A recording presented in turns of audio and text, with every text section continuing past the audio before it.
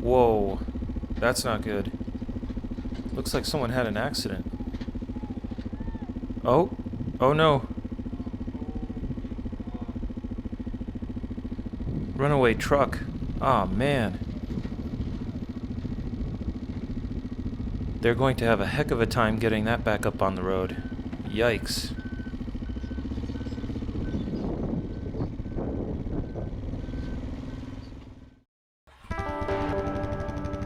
Welcome to Motorbike Explorer.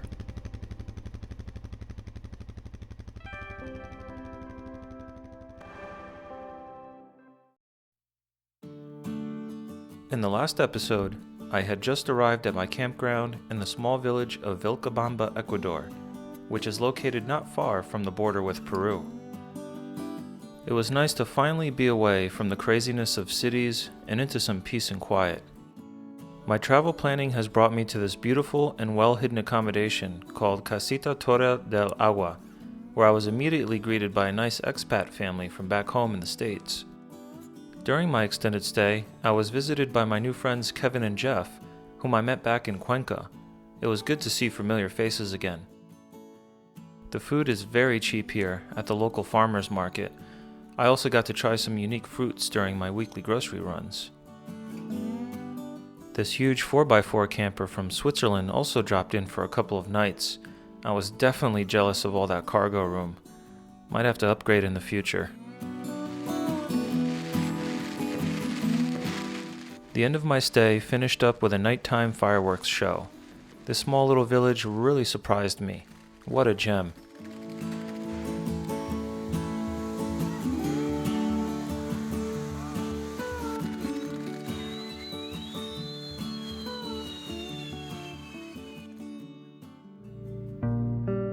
It's time to hit the road again and enter my 10th country of the trip, Peru. I plan on spending a night in San Ignacio after the border crossing, where I'll make some plans to visit some more ancient ruins.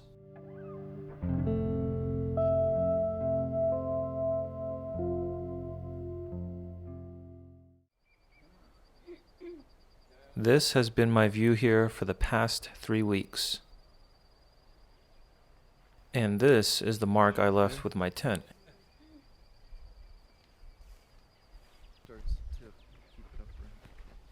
And that's good right there. Man, this bike keeps getting heavier and heavier each month.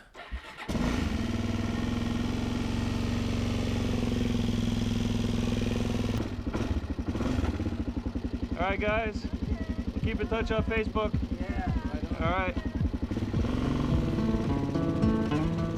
The Land Rover here on my left is owned by a Swiss couple I met in Playa del Carmen, Mexico in episode 8. What a coincidence. Maybe the world isn't that big after all. Alright, back on the highway. Goodbye, Vilcabamba. Thanks for the great stay. It wasn't long after getting on the highway that I saw this runaway truck from the beginning of this video. Luckily, no one was hurt. Accidents can happen at any moment, so make sure you stay sharp when you're on the road. Not much is developed out this way. This is the downside of taking the quieter and easier border crossings. Be sure to research all of your options when transitioning through borders. Each one has their pros and cons. This route is definitely off the beaten path. I reported back to some other moto friends I met on the Stalrata back in Panama of this poorly maintained road. They are on much bigger bikes and opted to take the busier border crossings on the Pan American Highway. There are many advantages of taking a smaller displacement motorbike when traveling solo like this. The bike is lighter, parts wear at a slower rate, parts are cheaper, and you blend in better to your surroundings, especially when the locals are on similar dual sport bikes as well. Whoa, check out this massive landslide. Now I can see why there's been no traffic. This road has been the worst so far in all of Ecuador.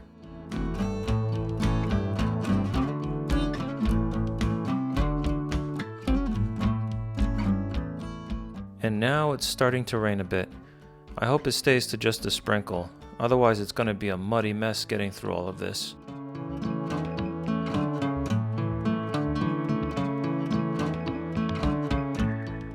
Alright, here's the border. It doesn't look that busy.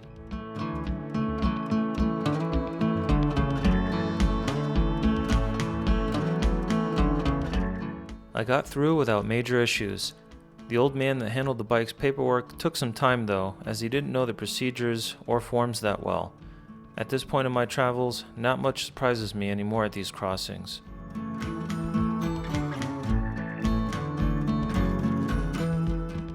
Alright, I've made it to San Ignacio, a small village with a population of around 130,000. And it looks kind of quiet.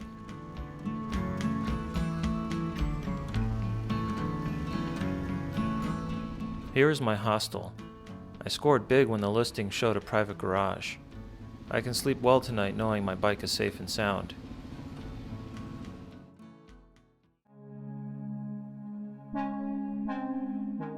I've done some trip planning in my room, and I think I'll head to Chachapoyas. I found a site of ancient ruins nearby that may be of interest.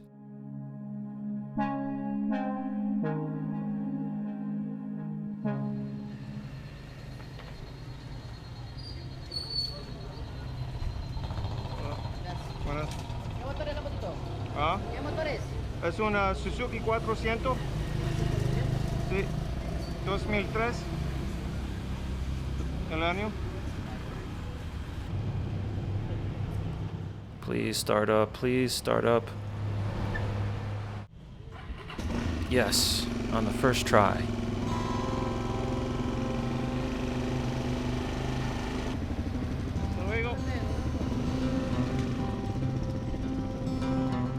Man, I hope I didn't sound too much like a foreigner to that local.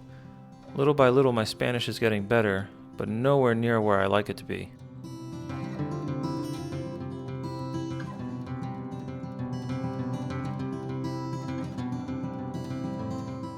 I've heard a lot of good things about Peru from the other travelers I've bumped into. It's a massively huge country and there's a lot to see. I'll have to pick and choose wisely where I go and what I want to do, as I can burn through a lot of time and cash if I'm not careful. Surprisingly, Peru has one of the oldest recorded history of its civilization than any other country in the world. The northern coastal region was once occupied by the Norte Chico peoples and are considered to be one of the 5 cradles of civilization, dating back to the 4th millennia BCE.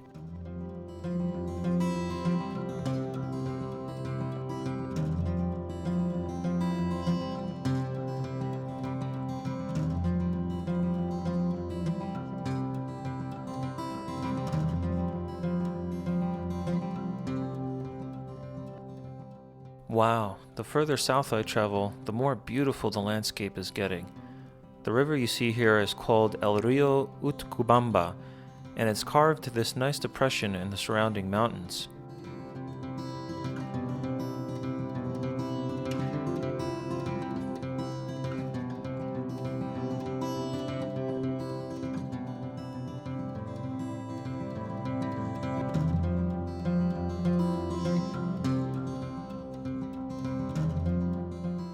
According to my GPS, I've just arrived in Chachapoyas. I'm going to check into my hostel, get some food, and plan my visit to the ruins.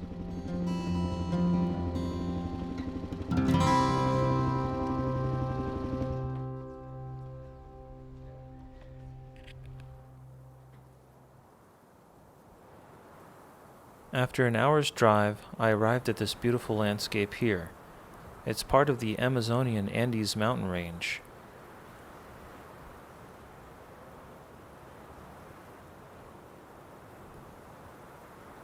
For the sake of time, I'm taking this van up to a cable car, or teleférico in Spanish. The cable car will cross the Utcubamba Valley, which will give me direct access to the ruins. Little did I know that the cable car ride would be such an amazing experience in itself.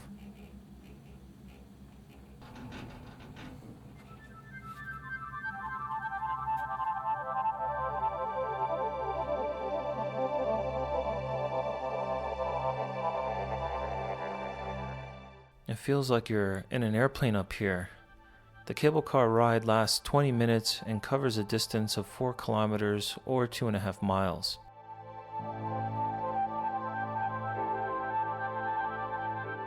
I now understand why the area is called a cloud forest, and there's no better way to experience it than from in here.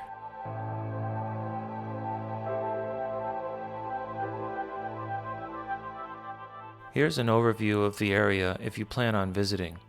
The village of Nuevo Tingo has accommodations, and if you prefer to visit the ruins on foot, be prepared for an arduous 3-hour hike one way in difficult terrain.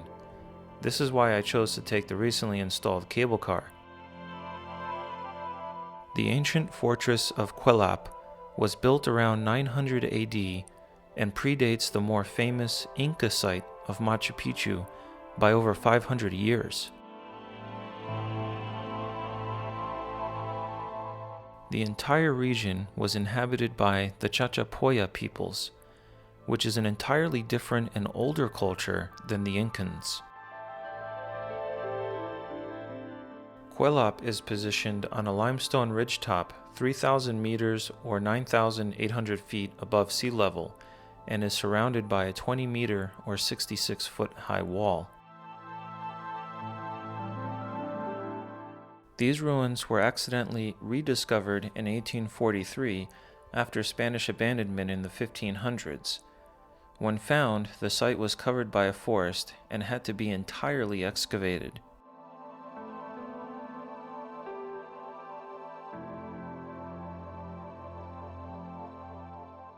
At first glance, visitors can observe the many circular stone foundations.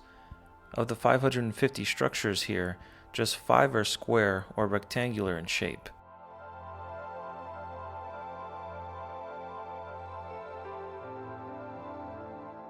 Not much is known about Kuelap because of the lack of archaeological evidence.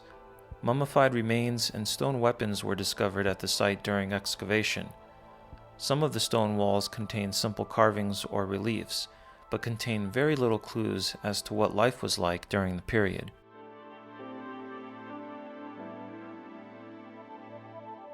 The ancient fortress of Kuelap is as mysterious as the culture of the Chachapoyans.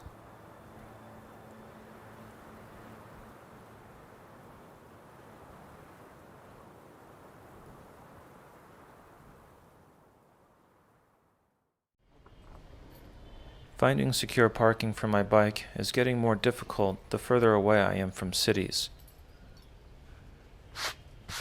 You have to get creative sometimes.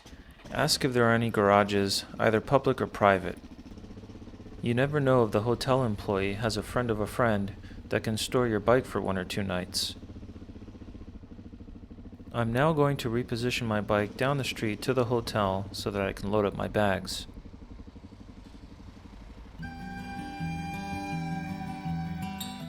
I've got the bike all loaded up now, and I'm going to head southeast to my next destination called Cajamarca, where I found another cheap campground for the night. The only problem is that I don't have enough gas to get there. It's a long 7-hour drive, and the only gas station en route sells gas from steel drums out of a discreetly marked garage or shack, which may or may not be open when I arrive. This is really traveling blind and is making me a bit nervous.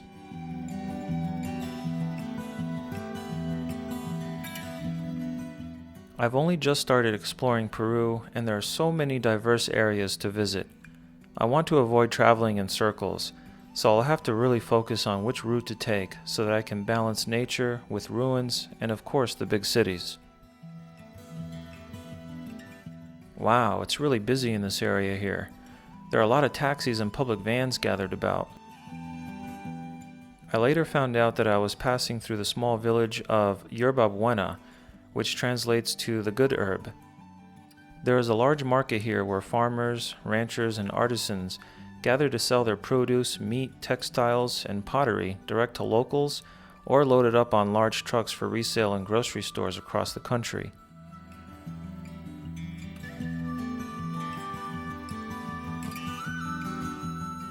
Alright, I'm at around the midpoint to Cajamarca, and there should be the small gas station somewhere around here.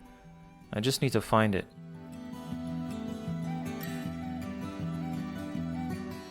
This concludes episode 20 of Motorbike Explorer.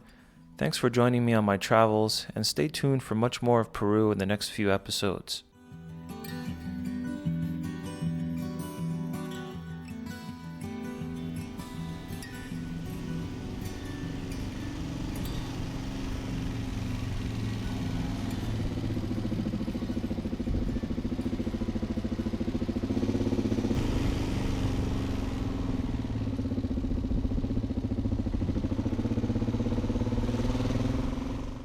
Okay, that might be it over there.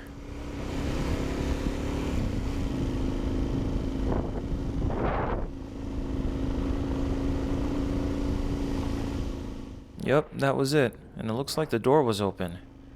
Now I just need to turn around.